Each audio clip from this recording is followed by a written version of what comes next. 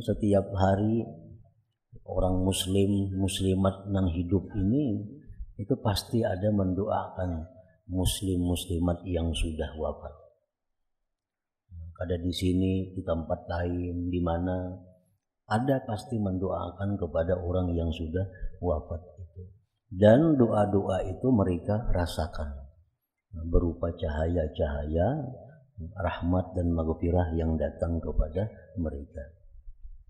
Nah, kita membaca istighfar, contohnya astaghfirullahalazim li wali walidayya wa li ashabil huquqil wajibati alayya wa li jami'il muslimin wal muslimat wal mu'minin wal mu'minat al ahya minhum wal amwat.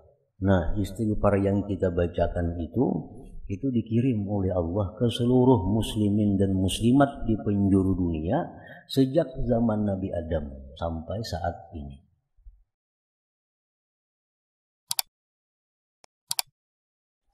Makna perkataan Imam Al-Ghazali rahimahullah wa nafa'ana bi ulumi. Abu Kilabah berkata, saya datang dari negeri Sam ke kota Basrah. Lalu saya singgah di Khandaq, di sebuah parit. Maka saya bersuci dan mengerjakan salat 2 rakaat di malam hari. Kemudian saya letakkan kepalaku di atas kuburan. Lalu saya tidur. Kemudian saya terbangun, maka tiba-tiba penghuni kubur itu mengadu kepadaku seraya berkata, sungguh kamu telah menyakitiku sejak malam tadi.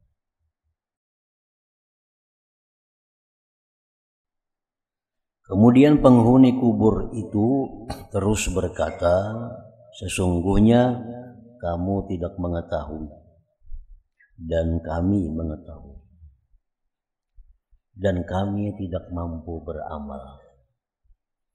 Artinya orang-orang yang di dalam kubur apabila mereka itu mengetahui orang-orang yang hidup ini sedang sembahyang, apabila orang yang dalam kubur itu mengetahui orang yang hidup ini sedang puasa, nah maka mereka yang dalam kubur itu sedih.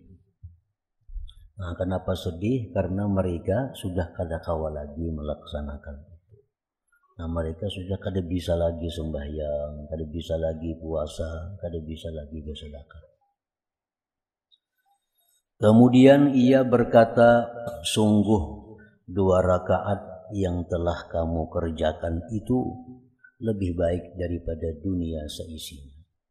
Jadi ujaran yang dalam kubur itu 2 rakaat itu bagi kami lebih baik, lebih berharga daripada dunia dan seisinya.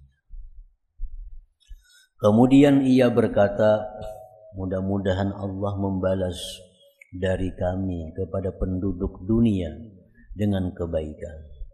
Saya mengucapkan salam kepada mereka karena sesungguhnya kadang-kadang datang kepada kami dari doa mereka nur cahaya seperti gunung-gunung. Setiap hari orang muslim, muslimat yang hidup ini itu pasti ada mendoakan muslim, muslimat yang sudah wafat. Ada di sini, di tempat lain, di mana ada pasti mendoakan kepada orang yang sudah wafat itu. Dan doa-doa itu mereka rasakan berupa cahaya-cahaya rahmat dan maghfirah yang datang kepada mereka. Nah, kita membaca istighfar, contohnya astaghfirullahalazim li wali walidayya wa li ashabil huquqil wajibati alayya wa li jami'il muslimin wal muslimat wal mu'minin wal mu'minat al ahya minhum wal amwat. Nah, istighfar yang kita bacakan itu dikirim oleh Allah ke seluruh muslimin dan muslimat di penjuru dunia sejak zaman Nabi Adam sampai saat ini. Astaghfirullahal azim. Aku minta ampun kepada Allah yang maha besar, yang maha agung, li untuk diriku, wali walidayya untuk kedua orang tuaku, wali ashabil huquqil wajibati alayya bagi orang-orang yang punya hak wajib atasku. Artinya orang yang kita sakiti, orang yang kita hina, orang yang kita gibah, orang yang kita gunjing, itu kita berikan istighfar juga kepada mereka. Dan bagi sekalian muslimin muslimat, mukminin mukminat, al ahya yang masih hidup, minhum wal amwat dan yang sudah mati. Nah, jadi artinya orang yang di dalam kubur itu mereka merasa sampai kebaikan-kebaikan kepada mereka dari orang-orang yang masih hidup di penjuru dunia. Maka maksud dari ziarah kubur bagi penziarah kubur adalah mengambil i'tibar dengannya. Dan bagi yang diziarahi memperoleh manfaat dengan doanya.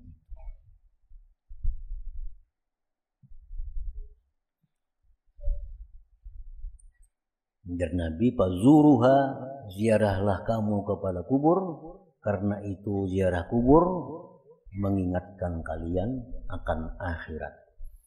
Artinya apa?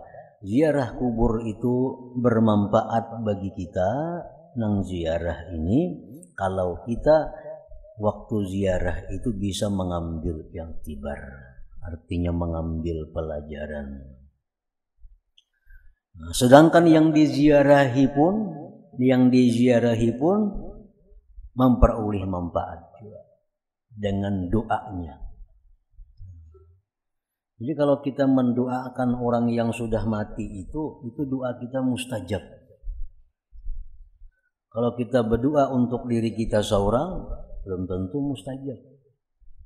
Nah, kalau kita bisa berdoa Allahumma ghfirli, ya Allah ampuni aku, belum tentu dikabulkan oleh Allah. Tapi kalau kita berdoa Allahumma ghfir lil muslimin wal muslimat, ya Allah ampunilah dosa-dosa sekalian orang Islam laki-laki dan perempuan yang mati maupun yang hidup, itu mustajab, dikabulkan oleh Allah. Sama halnya kita mendoakan orang lain. Mendoakan orang lain itu lebih mustajab daripada kita mendoakan diri kita sendiri.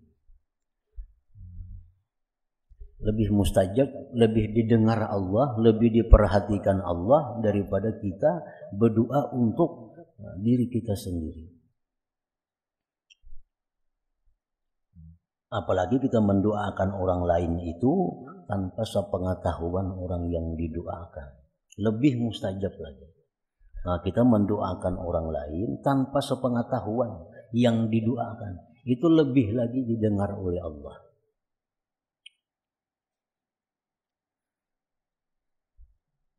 Ngarannya ad-du'a bi zahril ghaib. Doa di belakang. Doa di belakang. Jadi kalau orang bisa minta doakan lawan kita, itu bulikakan dulu orangnya. Nah, orangnya sudah bulik, sudah ada di hadapan kita lagi, nah hanya kita doakan. Itu jauh lebih baik daripada nang berdoa di hadapannya. Cuma kadang-kadang kada puas nang minta doakan itu kalau di hadapannya maka didoakan, nah itu bang. Padahal baik bulik dulu, membulik ke rumah dulu sudah hilang. Nah hanya kita doakannya itu lebih baik, lebih mustajab, dijamin oleh Rasulullah Sallallahu Alaihi Wasallam. Nah, demikian pula kita mendoakan orang mati. Nah itu mustajab doanya.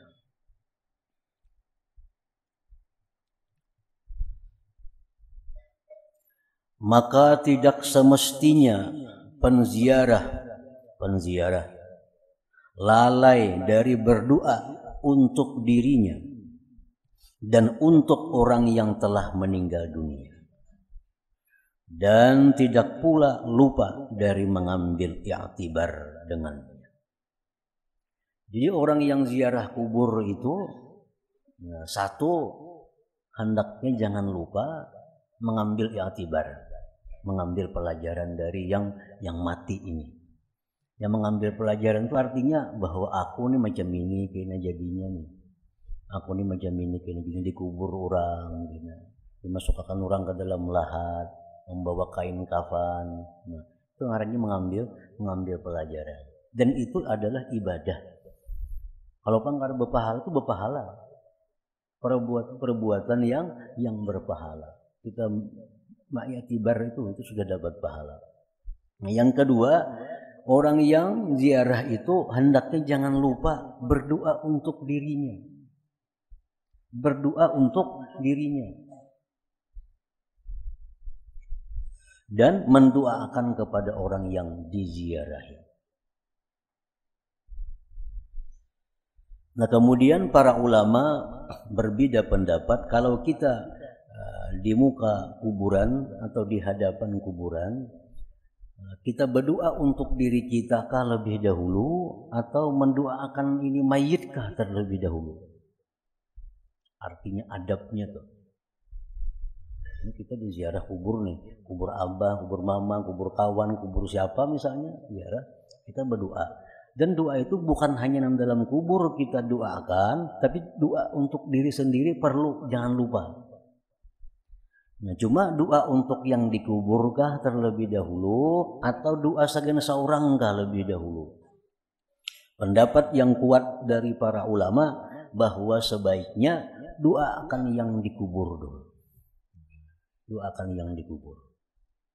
Sudah doakan yang dikubur, doakan dikubur mudahan diampuni Tuhan dosanya, mudahan yang dikubur ini diturunkan rahmat, mudahan yang dikubur ini dapat terhindar daripada azab. Nah, hanya kita berdoa untuk diri kita. Alasannya kenapa? Karena mendoakan yang di dalam kubur itu mustajab. Mendoakan yang dalam kubur itu mustajab doa kita. Nah, lalu kalau kita minta kepada Allah sesudah yang mustajab, itu akan menjadi mustajab juga. Kalau kita berdoa segan seorang, berdoa untuk diri sendiri itu belum tentu lagi dikabul oleh Allah. Nah, kalau kita berdoa untuk arwah ini itu mustajab. Nah, bahkan di sini disebutkan izid du'a lil mayyit mustajabun la mahalata. Karena doa untuk mayit itu dikabulkan tidak boleh tidak.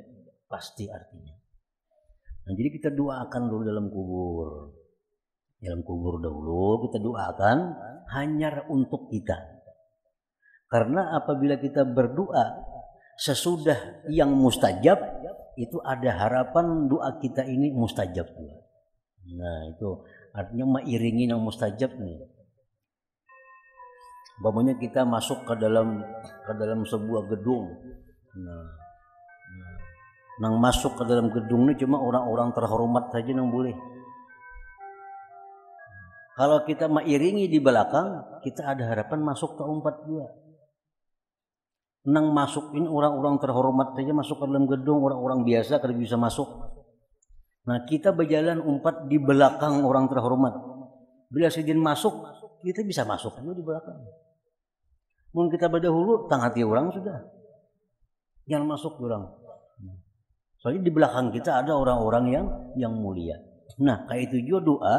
Apabila kita berdoa dengan doa yang mustajab, seperti mendoakan mayit, mendoakan kawan kita yang gaib, kawan kita yang ada di hadapan kita, itu doanya mustajab. Nah, hanya berdoa untuk kita. Karena mengiringi yang mustajab itu menjadi mustajab juga.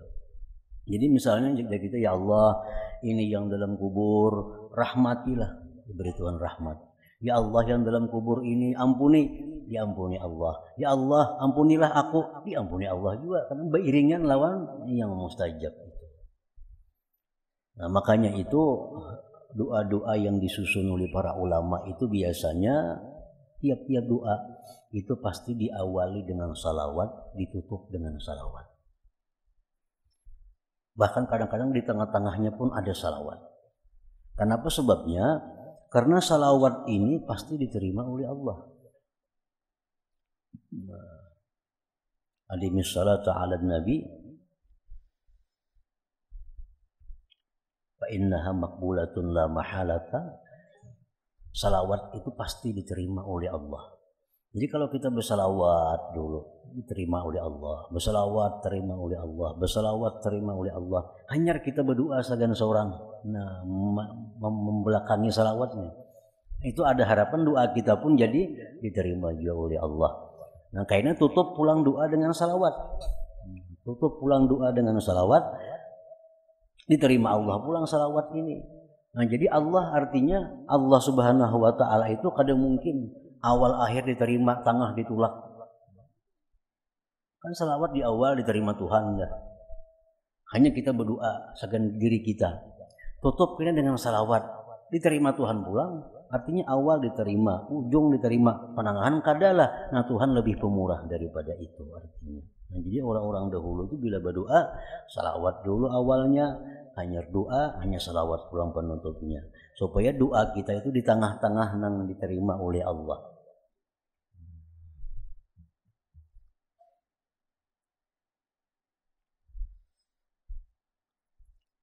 Maka tidak semestinya penziarah kubur lalai dari berdoa untuk dirinya dan untuk orang yang telah meninggal dunia, dan tidak pula lupa bahwa dari mengambil i'tibar dengannya. Dan hanya saja hasil baginya mengambil i'tibar dengan bahwa ia menggambarkan dalam pikirannya maksudnya, menggambarkan orang yang meninggal dunia dalam hatinya, bagaimana orang yang dalam kubur ini bercerai-berai bagian-bagian, dan bagaimana ia dibangkitkan dari kuburnya, dan bahwa ia dalam waktu dekat akan menyusul dengannya. Sebagaimana diriwayatkan dari Mutarrib ibni Abu Bakar al-Hudali, ia berkata, ada seorang perempuan tua pada kabilah Abdul Qais. Ia perempuan tua tadi seorang ahli ibadah. Maka apabila datang malam hari, ia memakai ikat pinggang, kemudian ia berdiri ke mihrabnya untuk sembahyang beribadah di malam hari. Dan apabila datang siang hari, maka ia keluar ke kuburan. Maka sampai kepadaku berita bahwa perempuan itu dicaci karena seringnya datang ke kuburan. Sambati orang, kenapa gini tuh tiap hari ke kuburan? Maka perempuan itu berkata, sesungguhnya hati yang keras apabila telah kasar, maka tidak dapat dilembutkan kecuali oleh melihat yang telah hancur. Dan sesungguhnya saya mendatangi kuburan, maka seolah-olah saya memandang mereka telah keluar dari tengah-tengah lapisannya. Dan seolah-olah saya memandang kepada muka-muka yang penuh debu itu, dan kepada tubuh-tubuh yang berubah itu, dan kepada pelupuk-pelupuk mata yang berlemak itu. Nah, ini ngarannya adalah ma'yatibar. Nah, itu ngarannya ma'yatibar. Kita menggambarkan dalam pikiran kita, dalam bayangan kita, bahwa orang yang dalam kubur ini tubuhnya tercerai-berai. Nah, karena mereka akan bangkit, akan keluar dari kubur dalam keadaan sedemikian rupa. Nah, itu i'tibar. Bahkan sayugianya bahwa ia menghadirkan daripada bentuk orang yang meninggal dunia itu akan apa yang disebutkan oleh Umar ibnu Abdul Aziz ketika seorang faqih ahli fikih masuk kepadanya. Lalu ia heran, si ahli fakih ini heran, sebab berubah rupanya Umar bin Abdul Aziz karena banyak kesungguhan dan ibadah. Umar bin Abdul Aziz ini diilangi oleh seorang fakih, seorang ahli fikih. Si ahli fikih ini takajud melihat Umar bin Abdul Aziz ini takajud. Takajud kenapa? Takajud rupa itu kada sesuai dengan umur. Umur Umar bin Abdul Aziz ini di bawah 40-an. Di bawah 40-an umur masih di bawah 40. Tapi wajah sih itu kayak wajah orang 60 sudah. Tuha, kelihatan tuha wajah. Jadi ujar si ahli fakih ini, wahai khalifah, wahai Umar bin Abdul Aziz, kenapa engkau terlihat sangat berubah? Artinya lebih tua daripada sebenarnya. Lalu Umar bin Abdul Aziz berkata kepada fakih tersebut, wahai fulan, jikalau kamu melihatku setelah 3 hari dan saya telah dimasukkan dalam kuburku dan 2 biji mata telah keluar lalu mengalir atas kedua pipi dan 2 bibir mengerut dari gigi dan tanah keluar dari mulut dan mulut terbuka dan perut mengembung lalu dada meninggi dan tulang sulbi keluar dari dubur dan ulat dan nanah keluar dari lubang hidung, niscaya kamu melihat yang lebih mengherankan daripada apa yang kamu lihatnya sekarang. Kamu sekarang ini melihat aku lebih tua dari umurku.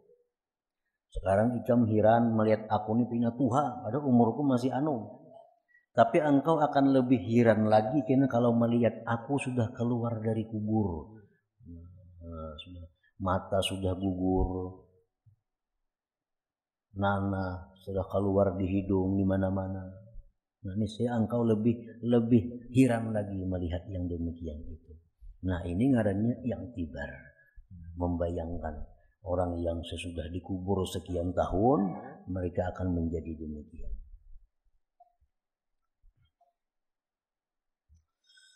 Disunnatkan memuji kepada orang yang telah meninggal dunia dan agar tidak disebutkan melainkan dengan yang baik. Artinya disunnatkan kita menyebut kebaikan orang yang sudah mati. Dan jangan sekali-kali kita menyebut dosa-dosanya. Itu lebih berat daripada kita menyebut dosa-dosa orang yang masih hidup. Kalau dosa-dosa orang yang masih hidup itu kita sebut, kita masih ada harapan untuk minta halal, minta riba kepadanya. Kalau orang sudah mati itu kita sebut dosa-dosanya, kita sebut kejahatannya, kita kada kawa lagi minta halal kepadanya. Nah, sedangkan urusan pribadi itu kada bisa kita minta halal kepada ahli warisnya, karena itu bukan warisan. Misalnya kita pernah menganiaya orang, mati orangnya, nang kita aniaya ini mati, nang kita gibah, kita fitnah ini mati orangnya.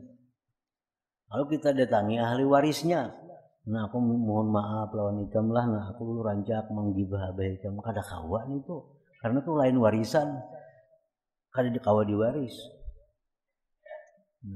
Lain hal kita ada hutang duit, hutang materi, orangnya mati kita datangi ahli warisnya. Nah aku ada hutang lawan abah hikam dulu 1.000 rupiah, aku minta halal aja lah itu, nak ada kamu bayari. Nah itu demikian kalau masalah duit. Kalau masalah pribadi ini kada kawa minta halal lawan ahli waris. Tapi kalau ahli waris berhak meminta halalkan abahnya kepada orang-orang. Misalnya ahli waris abah meninggal dunia malam tadi ini, nah diharapkan kepada masyarakat kawan sidin, nah ada hutang piutang lawan sidin, nah kena berurusan ulun membayarinya. Kalau abah ulun ini pernah ada menyakiti pian, abah ulun ini pernah ada mengganggu pian, mengkhianati pian, ulun mohon supaya dimaafkan. Nah itu mesti demikian kalau ahli waris. Tapi kalau kita nang menyakiti mayit, kita kada kau minta halal kepada ahli waris, kada kau.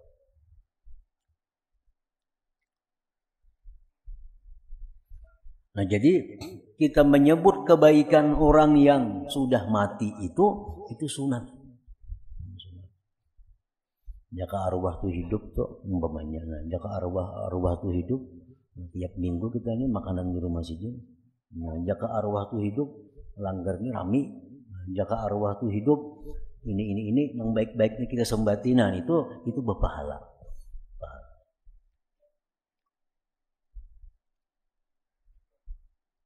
Aisyah radhiyallahu anha berkata, Rasulullah sallallahu alaihi wasallam bersabda, "Idza mata sahibukum fad'uh wa la taqa'u fih." Rasulullah bersabda artinya, apabila temanmu meninggal dunia, maka tinggalkanlah memperkatakannya dan janganlah mengumpatnya. Saya disambati lagi, si jintu bahari kayak ini, si jintu bahari jadi cupit, si jintu bahari jadi perang, jadi maling, jadi pernah. Karena saya sambati lagi orang itu. Nah, kita minta halalnya kemana? Apabila temanmu meninggal dunia, maka tinggalkanlah memperkatakannya dan janganlah mengumpatnya. Dan Rasulullah sallallahu alaihi wasallam bersabda, la tasubbul amwat fa innahum qad afdau ila ma qaddamu. Artinya Rasulullah bersabda, janganlah kamu mencaci, menyumpahi orang-orang yang telah meninggal dunia, karena sesungguhnya mereka telah sampai kepada apa yang mereka perbuat. Tidak usah lagi kita mencaci mereka, karena mereka sudah menerima balasannya di sisi Allah, sudah menghadapi balasannya di sisi Allah. Dan Rasulullah sallallahu alaihi wasallam bersabda, la tazkuru mautakum illa bi khair fa innahum iyyakunu min ahlil jannah ta'samu wa iyyakunu min ahlin nar fahasbuhum ma hum fi. Artinya, janganlah kamu menyebut orang-orang yang telah meninggal dunia dari kamu kecuali dengan baik. Jangan lagi membaca orang yang sudah mati kecuali baca kebaikannya aja. Walaupun kebaikannya sebutin 2 aja, bebaya ada banyak nang jahatnya. Walaupun nang kita baca yang baiknya. Janganlah kamu menyebut orang-orang yang telah meninggal dunia dari kamu kecuali dengan baik. Karena sesungguhnya jika mereka termasuk penghuni surga, maka kamu berdosa. Yang kita sebut nih, orangnya sudah diampuni Allah dosanya. Orangnya sudah diampuni Allah dosanya. Kita sebut namulah kita berdosa benar lagi. Dan jika mereka termasuk penghuni neraka, yang kita sebut, yang kita caci maki ini orangnya sudah penghuni neraka, maka cukup bagi mereka apa yang mereka ada padanya. Sudah cukup siksa bagi mereka, tidak perlu lagi disambati kejahatan.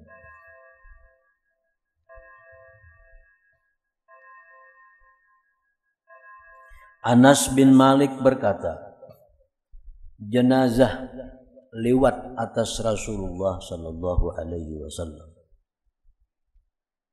Artinya ada orang membawa jenazah, ada rombongan membawa jenazah melewati Rasulullah sallallahu alaihi wasallam. Lalu mereka memuji, maksudnya menyebut kepadanya akan kejelikan.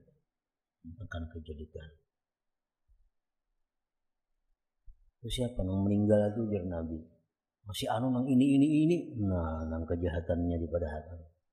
Si anu yang meninggal itu orangnya kada suka masjid, kada suka langgar, kada tahu di masyarakat.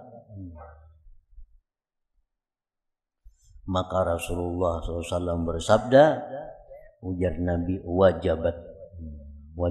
Artinya apa? Wajib. Artinya dia pun di hadapan Allah, dia pun menurut penilaian Allah seperti mana manusia menilai. Kalau manusia menilai bahwa orang itu orang baik, Allah pun akan menilai orang itu orang baik. Ini orang-orang madahkan kada baik, maka itu Nabi wajabat. Artinya Allah pun menilai orang itu kada baik.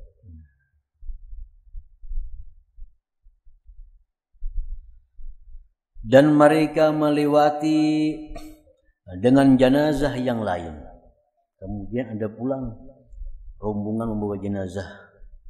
Lalu mereka yang ada di samping Nabi ini memuji kepadanya akan kebaikan. Wahai Rasulullah, itu jenazah pulang, itu orangnya baik, suka bersedekah, itu orangnya suka sembahyang berjamaah, itu orangnya suka menolong sesamanya. Maka Rasulullah SAW bersabda, wajabat, artinya wajib.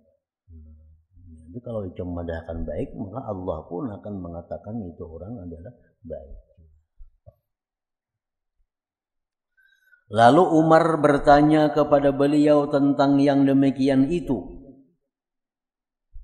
Kenapa wahai Rasulullah demikian? Kalau orang-orang madahkan kada baik, berarti Allah madahkan kada baik juga. Kalau orang-orang madahkan inya itu baik, arwahnya itu baik, Allah mengatakan baik juga. Maka Rasulullah sallallahu alaihi wasallam bersabda, "Inna hadza asnaitum alaihi khaira fawajabat lahul jannah. Wa hadza asnaitum alaihi syarra fawajabat lahun nar. Wa antum syuhadaullah fil ardh." Artinya sesungguhnya ini kamu puji kebaikan atasnya, maka wajib baginya surga.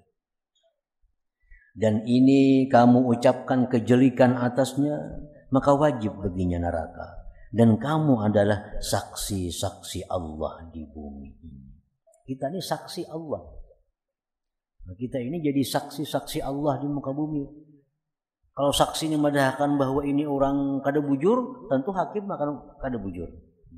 Kalau saksi madahkan orang ini maling, maka hakim pun akan mengatakan ini orang adalah maling.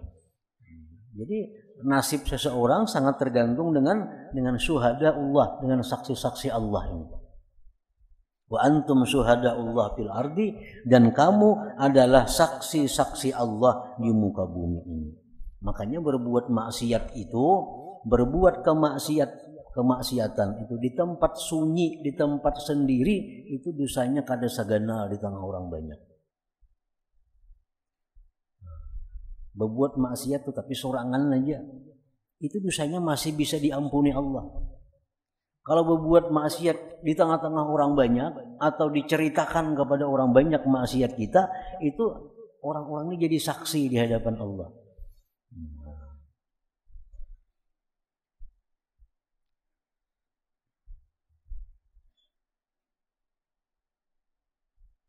Abu Hurairah radhiyallahu anhu berkata,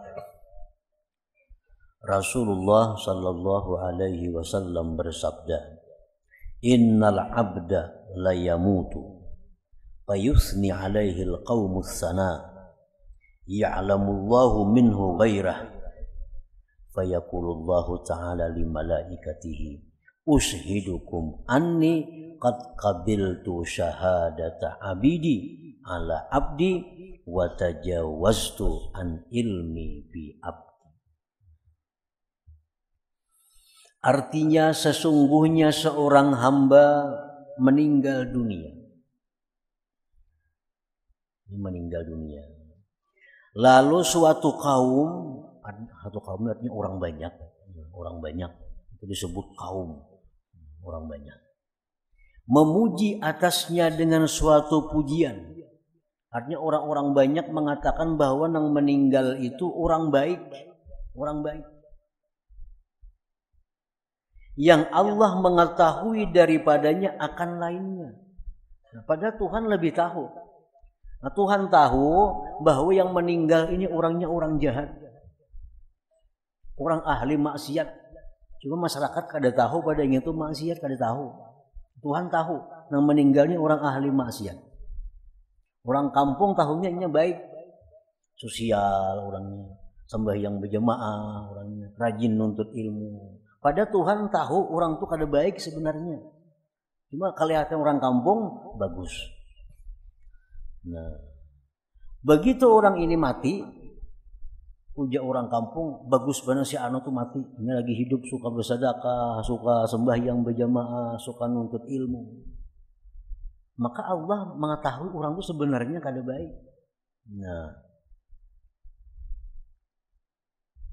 Maka Allah Ta'ala berfirman kepada para malaikatnya, aku menjadikan kalian wahai malaikat saksi bahwa aku menerima persaksian hamba-hambaku atas hambaku yang mati itu, dan aku memaafkan dari ilmuku tentang hambaku. Nah, artinya apa? Bakalah Allah Subhanahu wa Ta'ala, bakalah. Sekampungan orang mengadakan baik,